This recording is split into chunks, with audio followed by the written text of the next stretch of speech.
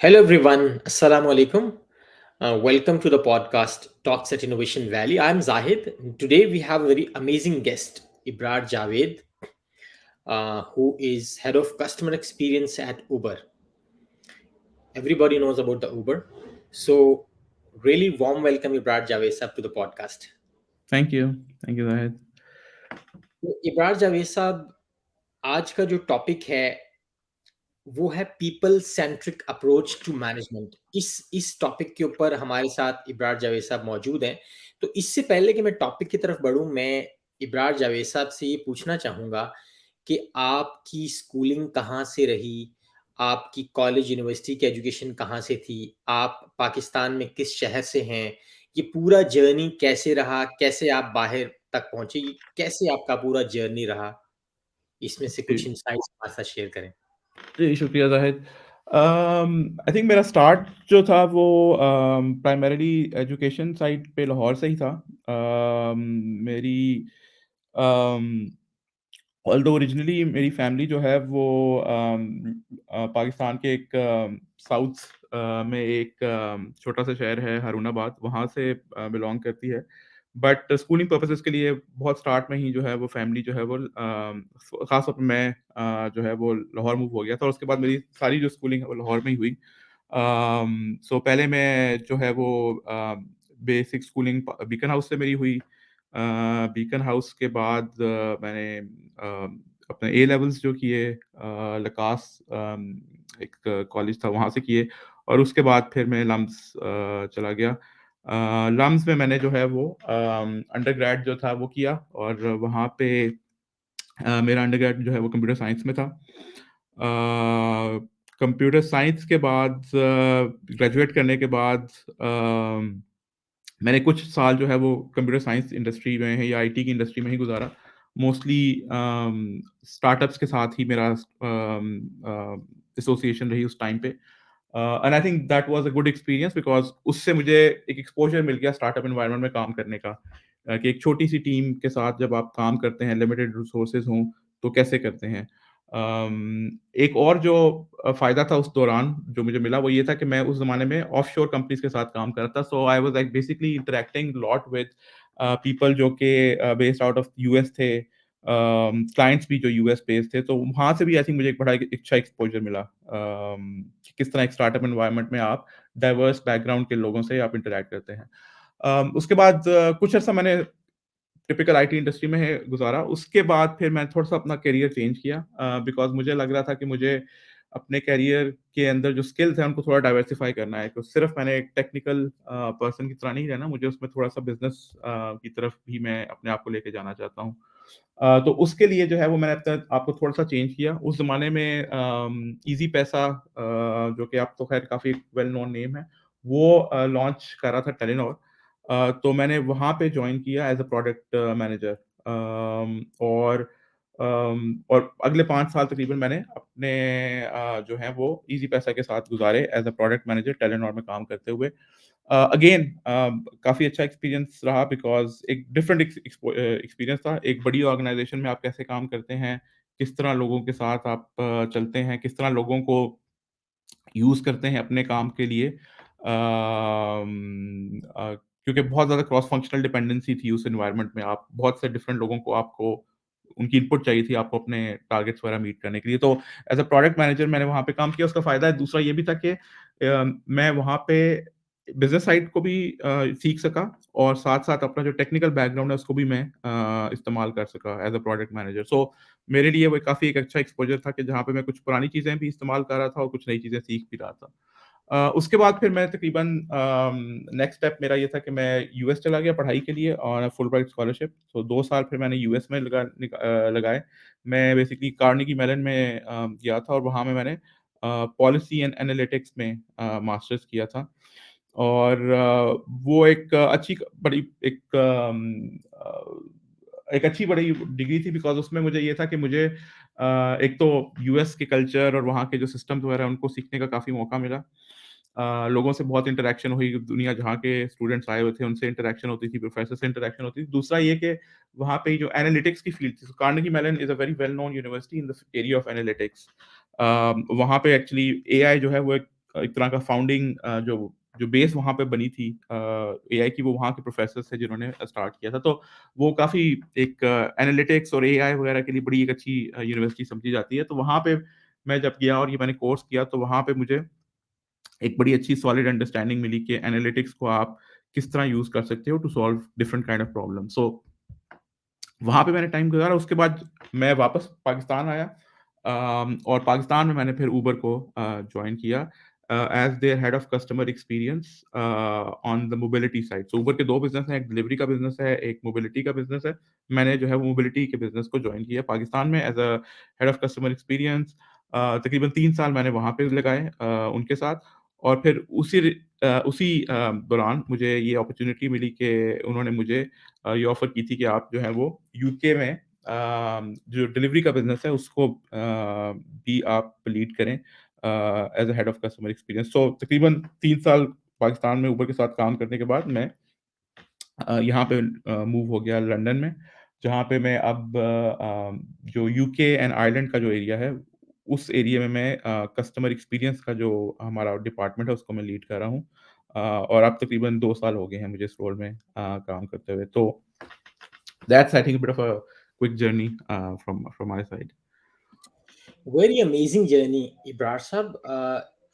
आप चूंकि एक प्योर कंप्यूटर साइंस बैकग्राउंड से थे और आपने कंप्यूटर साइंस बैकग्राउंड में ही खासतौर पे प्रोडक्ट मैनेजमेंट में काम किया, टेक्निकल डोमेन में काम किया, लेकिन फिर आप पीपल वाली साइड पे आ गए, तकरीबन ह्यूमन कैपिटल को मैनेजमेंट वाली साइड पे आ गए। अक्सर ये देखा गया है कि जो आईटी के लोग होते हैं, जब वो लोगों के साथ ज़्यादा उनका इंटरेक्शन रहता है, तो उसमें उनको चैलेंजेस आते हैं। तो क्या आप टेक्निकल जॉब से जब आप इस तरह के डोमेन में स्विच करते हैं, तो इसमें चैलेंजेस आते हैं और किस तरह के आते हैं और उनको कैसे टैकल कर सकता है कोई भी टेक्निकल बंदा? नहीं, चैलेंजेस तो बिल्कुल आते हैं। आई थिंक जब मैं अगर अपनी बात करूँ तो मैं अम, जब मैंने अपना करियर स्टार्ट किया था तो मैं बड़ा टिपिकल एक वो जिस तरह कंप्यूटर साइंस का एक प्रोफाइल आता है ना आपके माइंड में कि एक बड़ा खामोश तबीयत बंदा, अपने काम पे काम करने वाला, एक बस स्क्रीन के सामने बैठ के कोडिंग करने वाला। आई थिंक मैं उस प्रोफाइल में काफ़ी हद तक फिट करता था। मैं लोगों के साथ इंटरैक्शन मेरा एक स्ट्रॉन्ग पॉइंट नहीं था। But I think over the point जो एक चीज़ आप रियलाइज़ करते हो कि आप किसी भी फील्ड में हो, चाहे आप बहुत टेक्निकल एरिया में हो, चाहे आप डॉक्टर हो, चाहे आप किसी भी एरिया में हो, अल्टीमेटली जो आपको एक स्ट्रेंथ बनानी पड़ती है, वो है पीपल एंगेजमेंट। बिकॉज़ आप किसी भी डोमेन में हो, आपको अपने काम करने के लिए you need support from people. आप अकेला अपना जो भी ऑब्जेक्टिव हैं, जो आपके पास है, वो आप अचीव नहीं कर सकते। You need support from people. So ये वो एरिया था जिसको फिर मुझे कॉन्शियसली डेवलप करना पड़ा as I progressed in my career, ताकि मैं I become better at utilizing जो मेरा इकोसिस्टम है मेरे अराउंड, उसको मैं यूटिलाइज कर सकूँ to to deliver better results. और ये I think that's true even for आपके जो पर्सनल लाइफ है उसमें भी, और जो प्रोफेशनल लाइफ है उसमें भी। आई थिंक आपको ये एक चीज़ काफ़ी काम करना पड़ता है इस चीज़ के ऊपर कि आप किस तरह बेहतर बन सकते हैं in terms of engaging with people and sort of using them to get your job done. एक बड़ी मैं आगे जाके शायद उस पे ज़्यादा बात भी करूँ, बट एक बहुत इंपॉर्टेंट इस्तिलाह है स्टेक होल्डर मैनेजमेंट, कि आपके अराउंड जितने आपके स्टेक होल्डर्स हैं, आप किस तरह उनके साथ काम करके अपने टारगेट्स को अचीव कर सकते हैं। और वो एक जो चीज़ है वो मुझे उस पे काफ़ी काम करना पड़ा थ्रू आउट माय करियर, और अभी भी मैं उस पे काम कर रहा हूँ।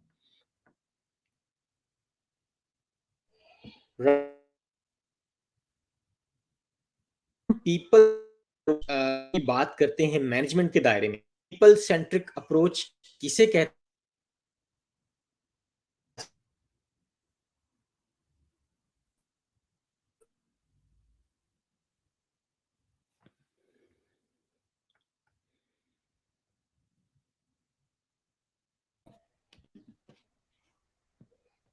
आपको मेरी आवाज़ आ रही है? जी, जी, अब आ रही है। राइट। जब हम पीपल सेंट्रिक अप्रोच की बात करते हैं मैनेजमेंट के दायरे में, तो असल में पीपल सेंट्रिक अप्रोच किसे कहते हैं और ये क्यों ज़रूरी है?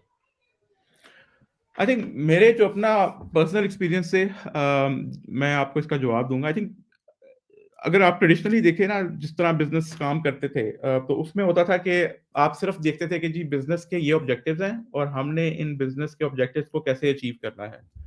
जो पीपल सेंट्रिक अप्रोच है वो आपको एक सेकंड डायमेंशन इस थॉट प्रोसेस में देती है। वो ये देती है कि ठीक है, आपके ये बिज़नेस के ऑब्जेक्टिव्स हैं, आपने इसको इस तरह अचीव करना है।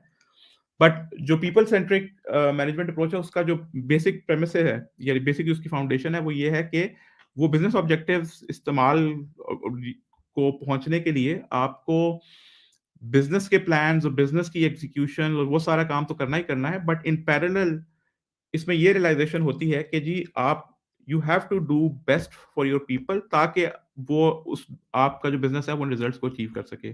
सो आई थिंक जो चीज़ डिफरेंशिएट करती है मेरे मेरे जो एक्सपीरियंस है और मेरी अंडरस्टैंडिंग में वो ये है कि जब आप पीपल सेंटर्ड मैनेजमेंट की बात करते हैं तो आप ये एक्सेप्ट कर रहे होते हैं कि आपको बिज़नेस के ऑब्जेक्टिव्स अचीव करने हैं और उसके लिए आपको बिज़नेस के प्लान्स वगैरह सारे चाहिए, लेकिन इन पैरेलल वो आप अचीवमेंट बिज़नेस की नहीं कर सकते जब तक आप अपनी जो लोग हैं, जो आपके ऑर्गेनाइज़ेशन के अंदर लोग हैं, उनको डेवलप नहीं करते और उनको खुश नहीं रखते और जब आप उनको खुश रखेंगे, उनको डेवलप करेंगे, तभी आपके जो बिज़नेस है ना, उसके ऑब्जेक्टिव्स अचीव हो सकते हैं। So I think that's in my mind at least how I differentiate between let's say old school thought about के बिजनेस को कैसे मैनेज करना है वर्सेस एक पीपल सेंटर्ड अप्रोच में आप कैसे बिजनेस को मैनेज करते हैं।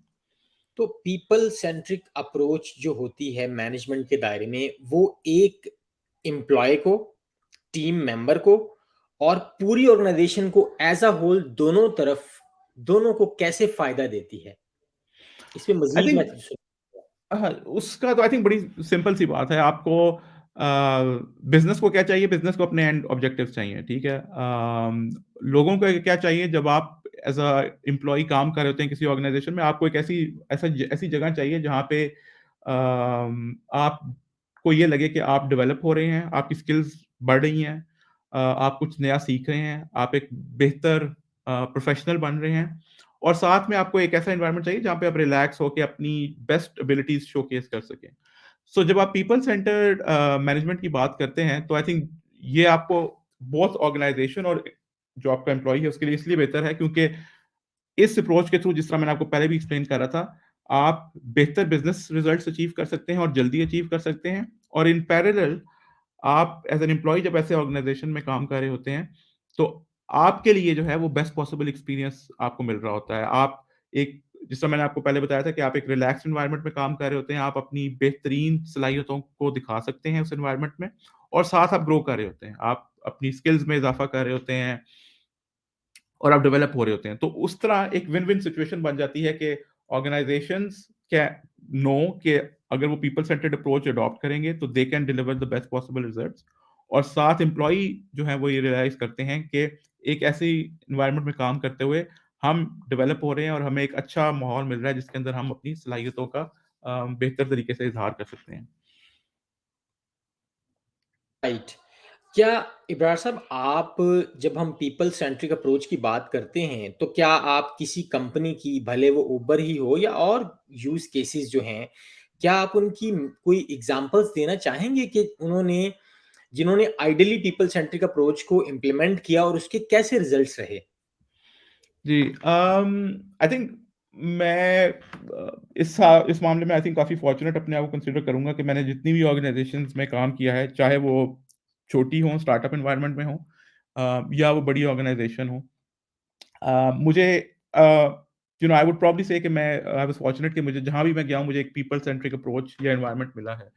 आई थिंक इसकी बहुत सारी एग्ज़ाम्पल्स मैं दे सकता हूँ बट अगर मैं छोटी-सी एक एग्ज़ाम्पल पिक करूँ तो प्रोबब्ली मैं टेलिनॉर जो मेरा एक्सपीरियंस था मैं वहाँ पे आई थिंक एक एग्ज़ाम्पल पे फ़ोकस कर सकता हूँ।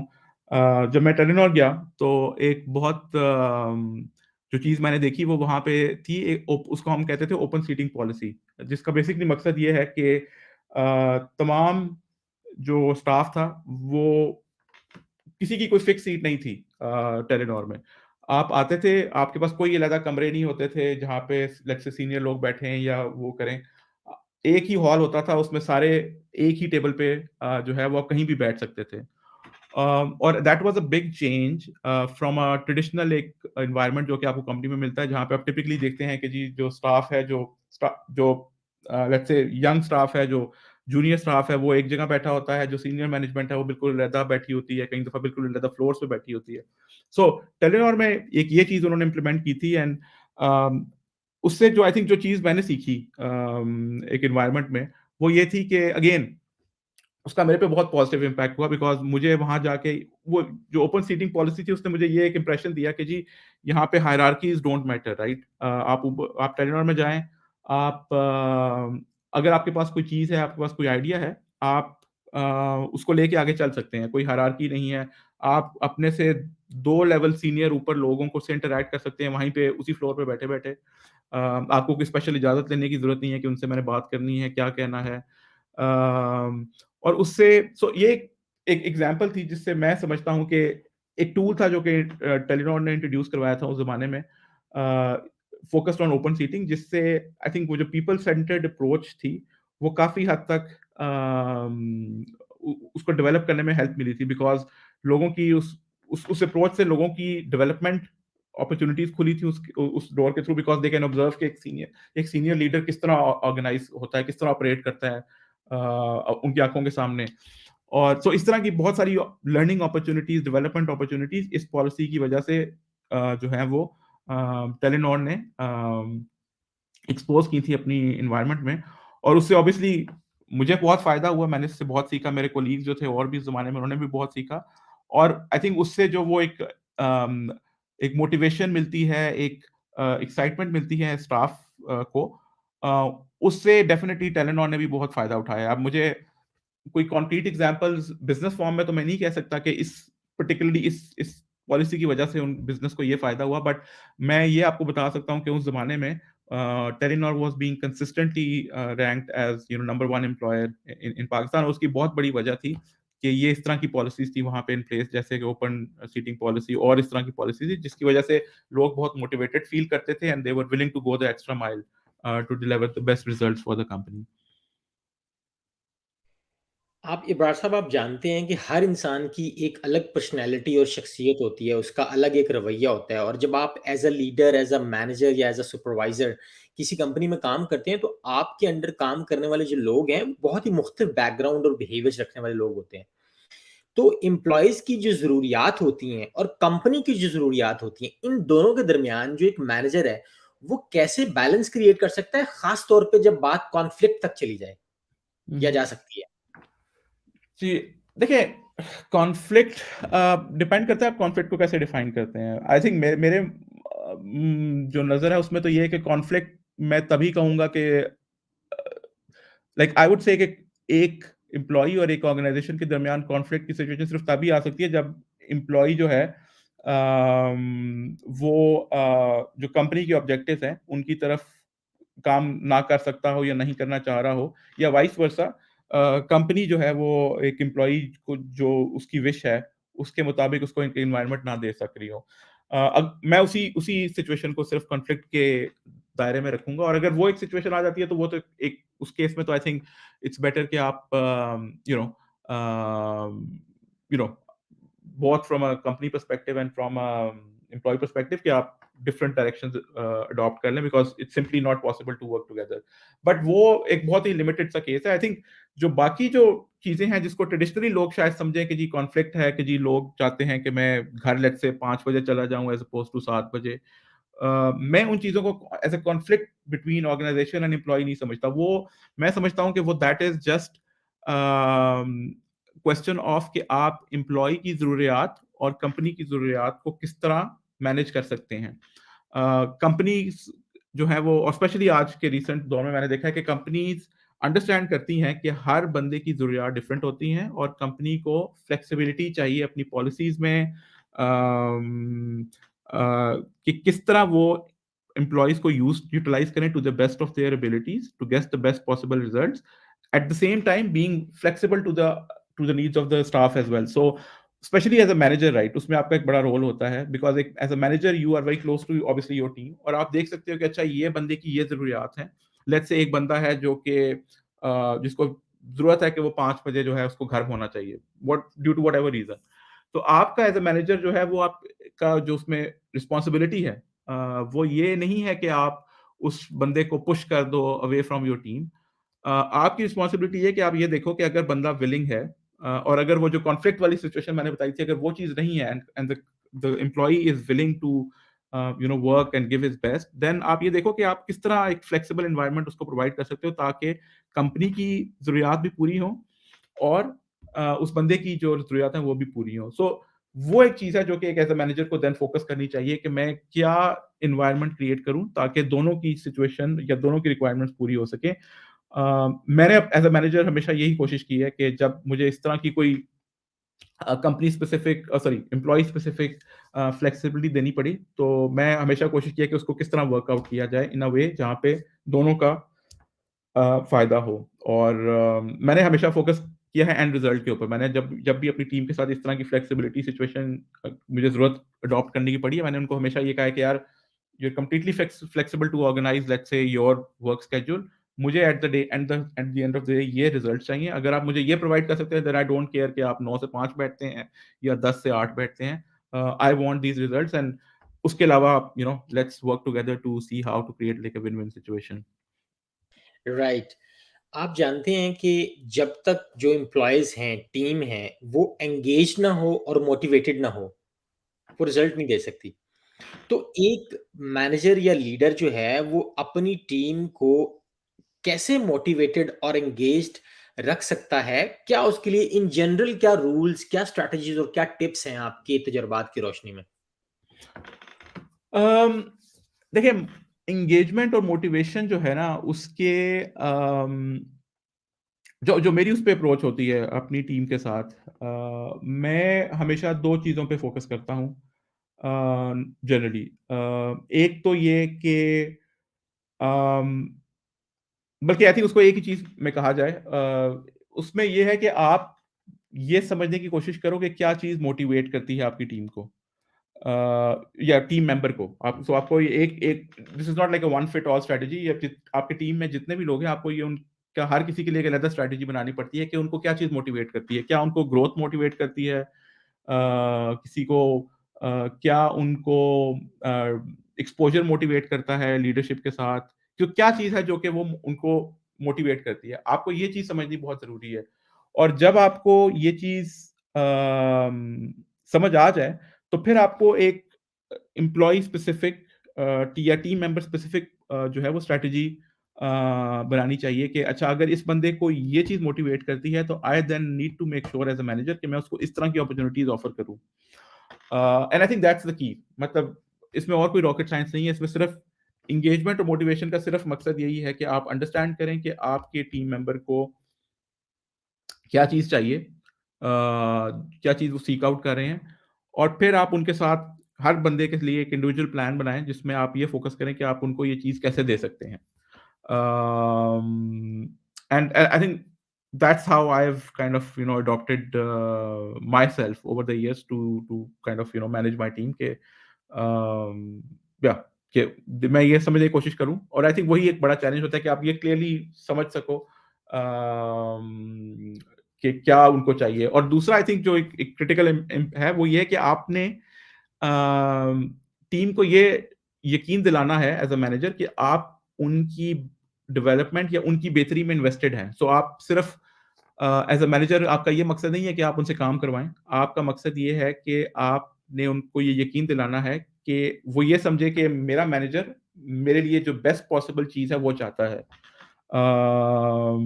सो ये 2 चीज़ें आपको इन पैरेलल जो है ना वो चला एस्टेब्लिश करनी पड़ती हैं विदिन अ टीम कि पहले एक ट्रस्ट आप डेवलप करें जिसमें एम्प्लॉयी को यकीन हो जाए कि मेरा मैनेजर मेरे लिए बेहतरीन चीज़ चाहता है और फिर आप उनके साथ बैठ के वो प्लान बनाएँ कि जी आपको क्या चीज़ चाहिए और मैं किस तरह आपको वो चीज़ डिलीवर कर सकता हूँ एज़ अ मैनेजर और किस तरह मैं आपको सपोर्ट प्रोवाइड कर सकता हूँ। सो आई थिंक मेरे जो प्रिंसिपल्स हैं वो इस मोटिवेशन और एंगेजमेंट बढ़ाने के लिए वो यही रहे हैं over the years. Right.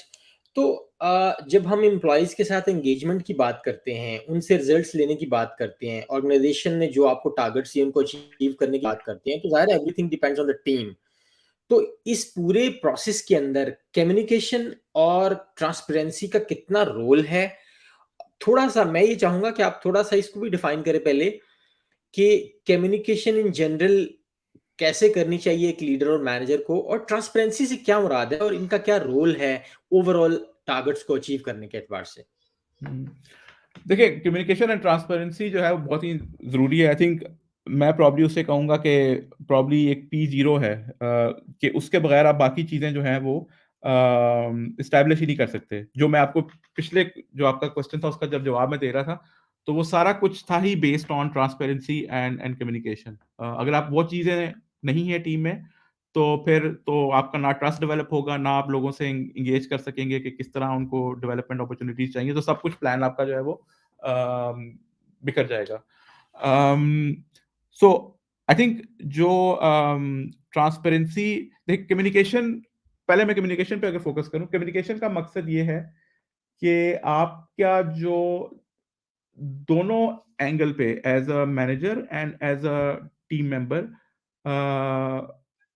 Communication channel जो है वो बहुत ज़्यादा एक्टिव हो। यानी कि कोई चीज़ आपके दिलों में ना रह रही हो, आप अपने आप तक महदूद ना करें हो, आप प्रोएक्टिवली एक-दूसरे के साथ कम्युनिकेट कर रहे हों regarding anything that is happening in that work environment. So अगर एज़ एन एम्प्लॉयी आप खुश नहीं हो किसी चीज़ पे, तो यू हैव दैट बिलीफ कि मैं अपने मैनेजर से फ़ौरन इन अ वेरी कैंडिड मैनर मैं डिस्कस कर सकता हूँ कि जी ये चीज़ आप सही नहीं कर रहे, या ये चीज़ सही नहीं हो रही, हमें इसको फिक्स करने की ज़रूरत है। इसी तरह मैनेजर जो है वो ये फ़ील करे कि मैंने जब भी कोई चीज़ मैं अपने टीम मेंबर को कम्युनिकेट करनी है, मैं उसको फ़ौरी तौर पे करूँ, ताकि दोनों तरफ जो है वो चैनल जो है कम्युनिकेशन का और कोई अंडरस्टैंडिंग है उसका कोई गैप क्रिएट ना हो। सो आई थिंक कम्युनिकेशन मैं उसको ये डिफाइन करूँगा कि कम्युनिकेशन का चैनल एक्टिव हो, प्रोएक्टिव हो, और किसी तरह का लैग ना आए between communication between manager and his team. दूसरी जो ट्रांसपेरेंसी है वो ये, मैं उसको लिंक करता हूँ एक्सपेक्टेशन मैनेजमेंट से, कि जब मैं ये कहता हूँ कि ट्रांसपेरेंसी हो, तो आई थिंक उसका एक बहुत ज़्यादा कनेक्टेड एलिमेंट है, वो ये है कि एक्सपेक्टेशन मैनेजमेंट हो दोनों साइडों पे। सो सब जहाँ भी चीज़ें आई थिंक थोड़ी खराब होती हैं between let's say manager and his team, वो I think more less base करती हैं आपकी एक्सपेक्टेशन मैनेजमेंट के ऊपर। कि अगर तो आप राइट एक्सपेक्टेशन सेट कर सकते हैं अक्रॉस बोथ पॉइंट्स, मैनेजर के लिए भी और टीम के अंदर भी, देन आई थिंक आपकी चीज़ें स्मूथली चलती रहती हैं। अगर आपकी एक्सपेक्टेशन मैनेजमेंट में गैप आ जाए, तो फिर चीज़ें हो जाती हैं, और मैं उसी से ट्रांसपेरेंसी को लिंक करता हूँ कि जब आपकी एक्सपेक्टेशन मैनेजमेंट सही ना हो, तो फिर चीज़ें जो हैं वो ट्रांसपेरेंट जो हैं वो नहीं रहती, और उससे फिर कॉन्फ्लिक्ट्स क्रिएट होते हैं और गैप्स क्रिएट होते हैं।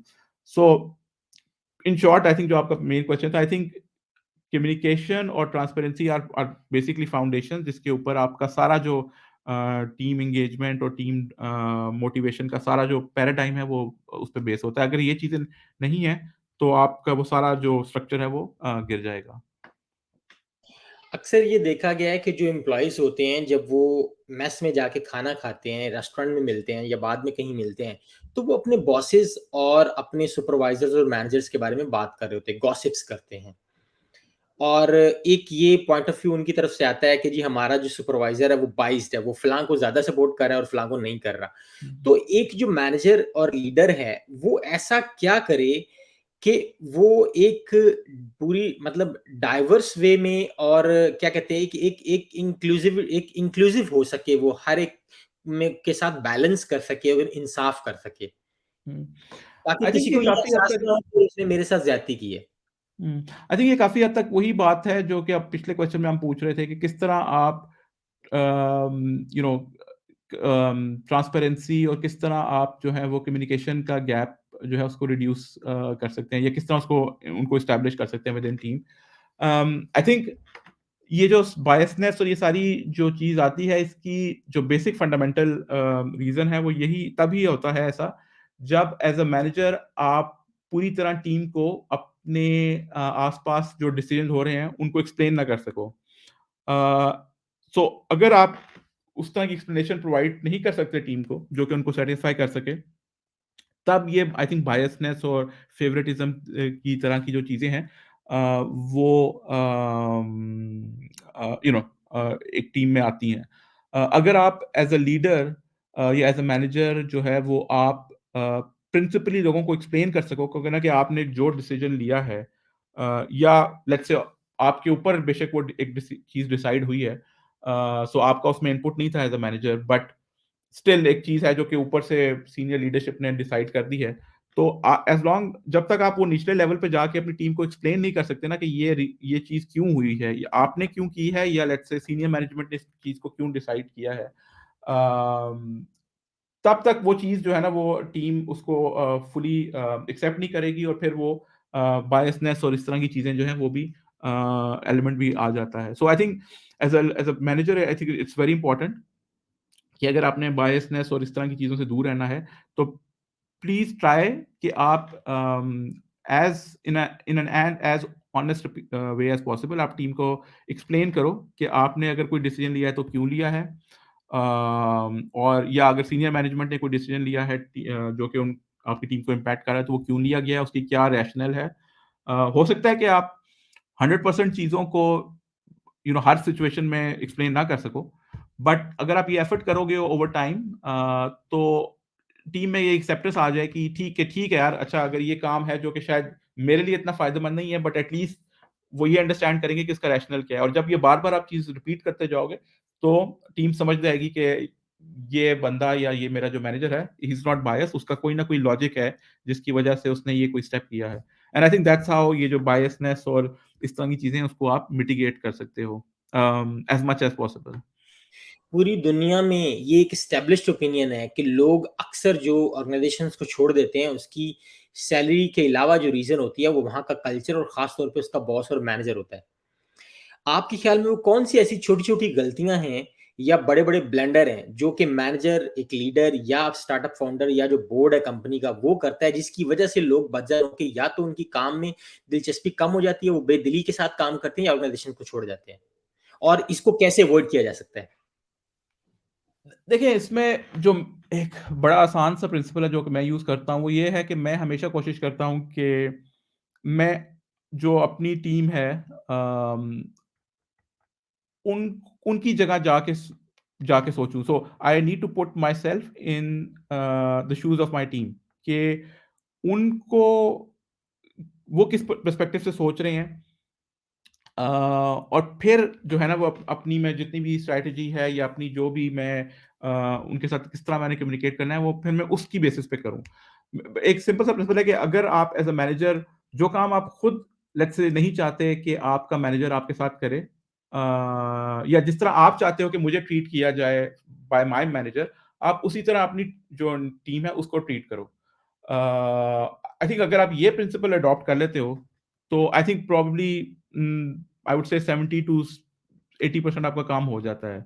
कि अगर आप अपनी टीम को उस तरह ट्रीट करना शुरू कर दो जिस तरह आप चाहोगे कि आपका मैनेजर आपको ट्रीट करे, तो आई थिंक उससे एक जो है ना वो एम्पैथी और जो अंडरस्टैंडिंग है, उसका कल्चर जो है ना वो डेवलप होता है with in a team. So I think सबसे जो पहली पहली एडवाइस है, मैं जो किसी भी लेट्स से टीम मैनेजर है उसको मैं दूँगा,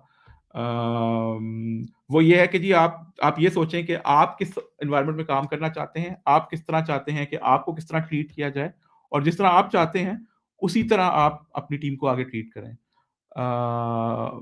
that's the easiest thing to do, और दैट इज़ द वे जहाँ पे आप you can try and keep yourself in the right track, in the sense कि आप कोई ऐसा काम ना करो जिससे आपका जो टीम है वो नेगेटिवली इम्पैक्ट हो। सो हर हर एवरी डे, एवरी हर मोमेंट पे आप ये देखो कि आप इस सिचुएशन में किस तरह ट्रीट होना चाहते हो, और फिर उसी तरह आप अपनी टीम को ट्रीट करो।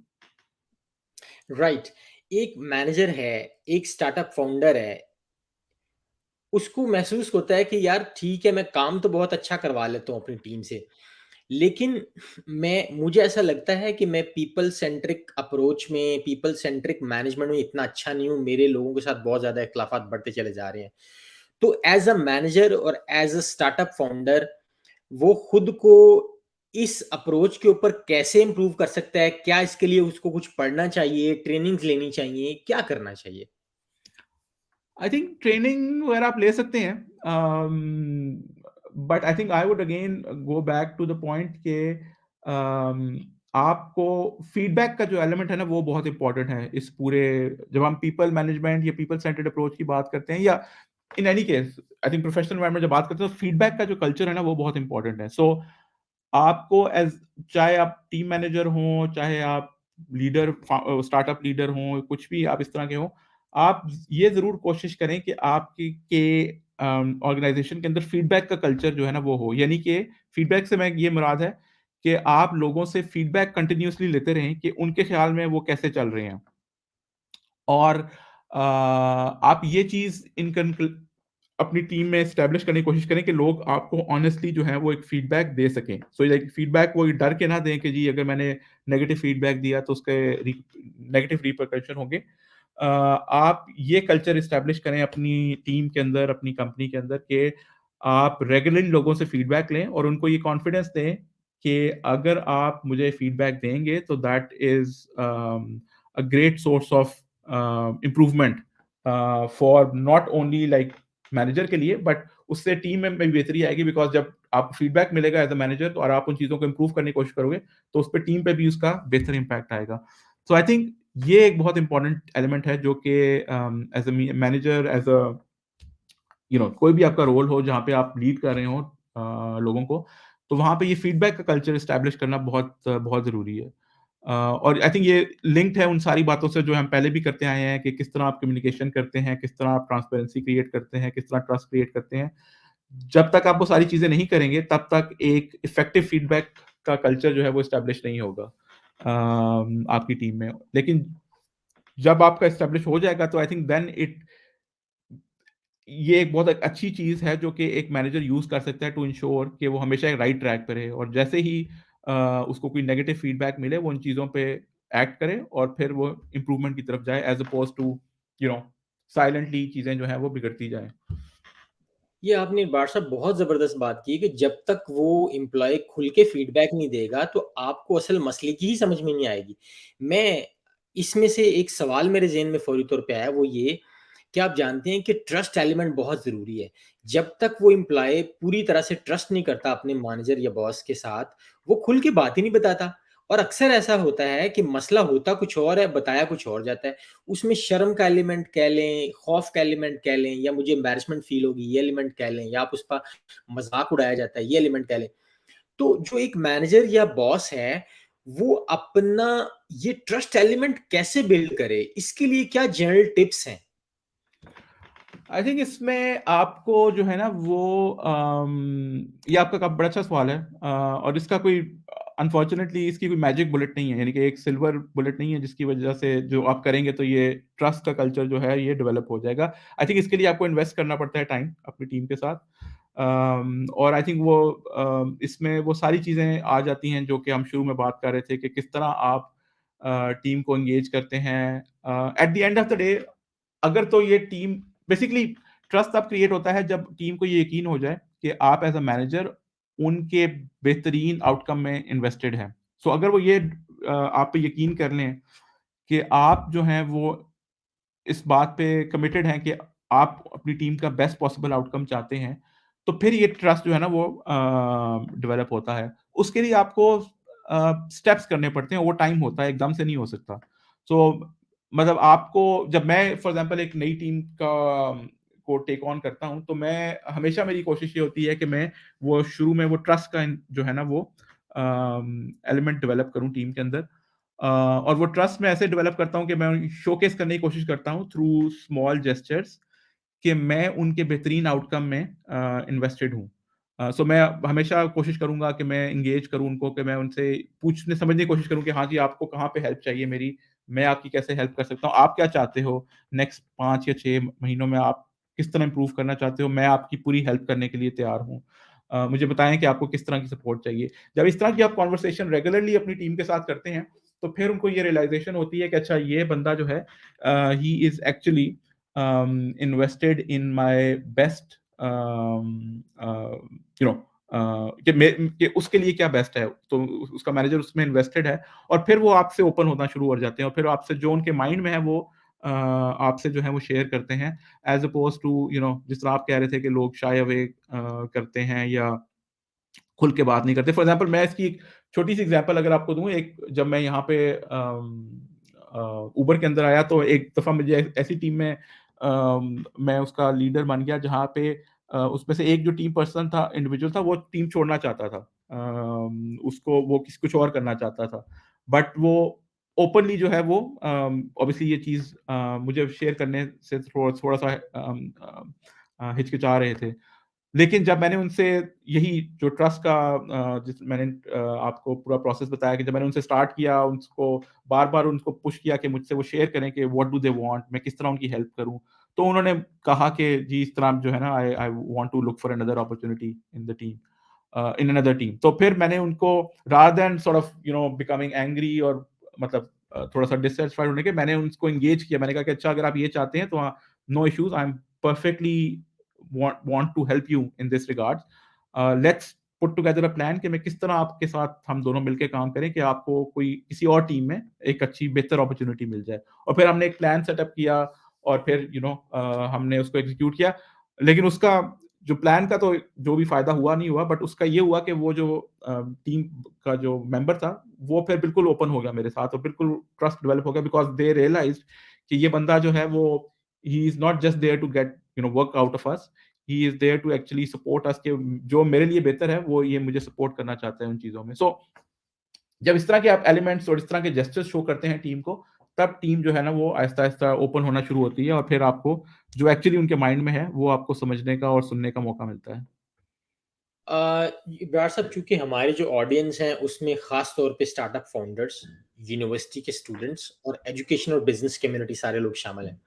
मैं चाहूँगा ये जो क्वेश्चन है, ये आज के पॉडकास्ट का लास्ट क्वेश्चन है, वो ये है कि आप इसको क्वेश्चन नहीं कहना चाहिए। मैं चाहूँगा कि आप एक ऐसी एडवाइस हमारी पूरी जो कम्युनिटी और ऑडियंस है उनको दें, ख़ास तौर पे जो स्टार्टअप फाउंडर्स और स्टूडेंट्स हैं यूनिवर्सिटी के, जो कुछ करना चाहते हैं।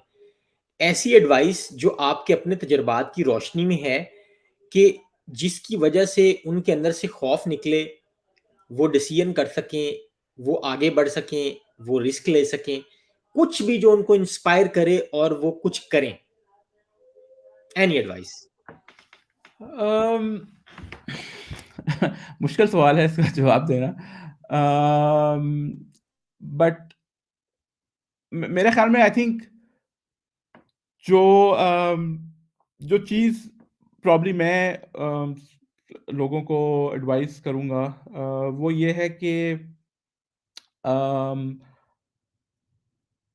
हमेशा जो है वो यू नो एक तो ये है कि I think try to be clear as much as possible कि आप अचीव क्या करना चाहते हैं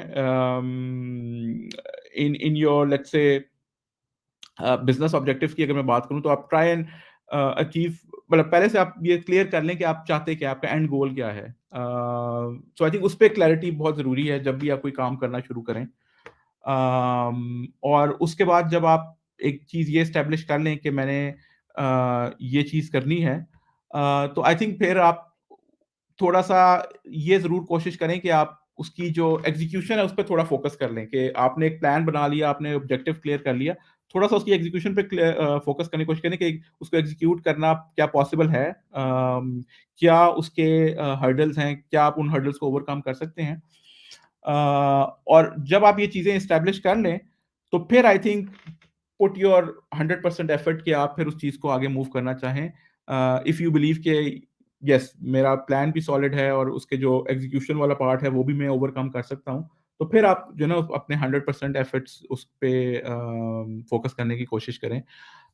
लेकिन ये थोड़ा-सा होमवर्क जो है ये ज़रूर कर लें before jumping into anything, any new venture, any new project, etcetera, etcetera.